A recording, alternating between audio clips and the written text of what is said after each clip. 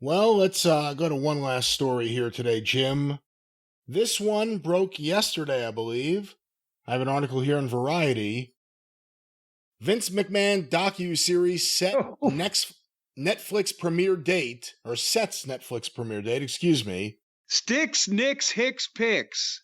The series, titled Mr. McMahon, will debut on September 25th and will consist of 6 one-hour episodes. Oh boy, howdy, that's a birthday present for me, baby. September 17th is my birthday, but September 25th is going to be a red letter day.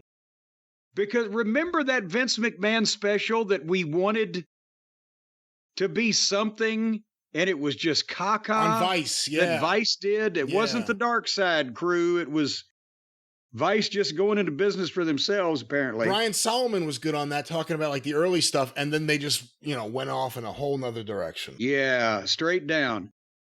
And we didn't, they were talking about a movie, but the script for that was so laughable. They didn't make that, thankfully. But this is actually a documentary series. We get 6 hours of it.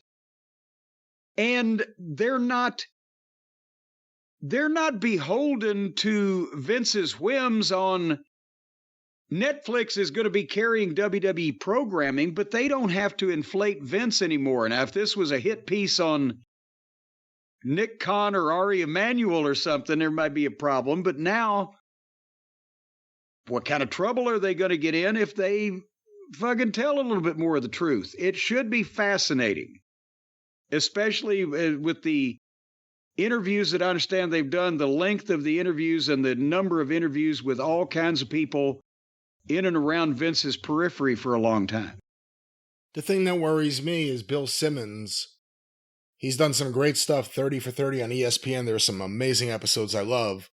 But he has proven with his wrestling work, specifically the Andre the Giant documentary, he has an in-house wrestling historian, David Shoemaker, I believe is his name, who doesn't know... I think he's been on a couple of the A&Es, hasn't he? Well, he's on any of Bill Simmons' ones because Bill Simmons is his employer, I believe. But he's an historian who makes things up. He said that Andre the Giant was a touring heel attraction throughout the territories in an Andre the Giant documentary. That is categorically false in every sense of the word. So that's the only thing that worries me is, I'm sure they got great interview footage, but you can't have people like that who will just make shit up and don't have any understanding of the history of wrestling. You can't have that in this kind of thing. This should be, if done right, this should be a major achievement, and there's a story to tell. You got to make sure you don't have people like that. They got a song they're going to sing, and they're going to sing it. What do you expect coming out of this? Again, WWE, this is coming out September. WWE's Netflix deal right around the corner. It's interesting. This is a way to kind of wash your hands of Vince right before the deal. They'll be into November before the series is up, and then they debut in January. But I'm hoping, again, we get a lot more clarity on his early life and the people and his confusing family dynamics, and some more element of the early stuff to explain how he was formed and scarred so mentally that he has the picadillos that he does, in business and life, and hating the Southern way of life and everything because he was stuck in a trailer park in North Carolina and all that other stuff. Let's see if they can tell us who and why, as well as the good stuff. If Vince won't appear, don't you think you should send Bruce in his stead?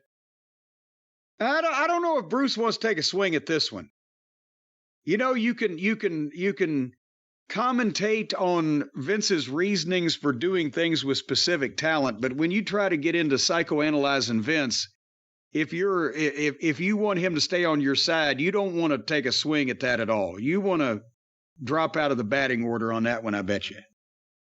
Well, we will see what happens. Mr. McMahon, only on Netflix, September 25th, a Netflix documentary series. Now I got to figure out how to watch the Netflix. Oh, come on. You could do that. Stacy's got me on the Tubi TV.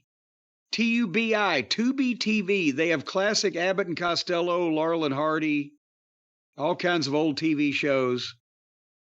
Not a lot of new stuff to clutter things up. I like that. All right, well, we will figure out how to get you there. Perhaps over the years of some of the people who had a problem with Vince McMahon, if they had had the right lawyer, perhaps they would have been able to get something done. Well, that's right, because if they had had a man who would sit a son of a bitch down at a table and question him into tears, then they would have been able to just do all kinds of things. And here's that man that I'm talking about right now. Play the music. Call Stephen P.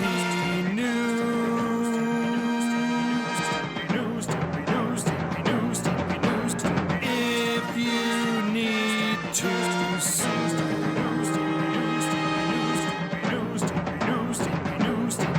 An outlaw mud show or two. Those are the rest.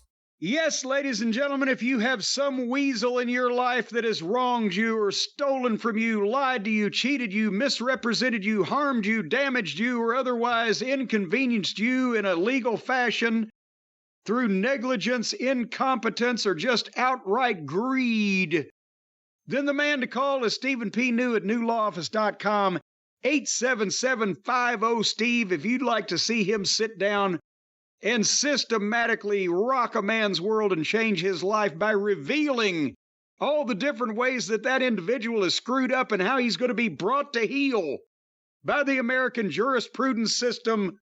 Stephen P. New, he's a son of a coal miner. He's a hillbilly going to Beverly Hills. He can come see you, sit down, eat your food, drink your wine, possibly have relations with your women, and come to an agreement on a way that he can help you in open court. Stephen P. New at newlawoffice.com, 877-50-STEVE. That's right. Get even with Stephen, newlawoffice.com.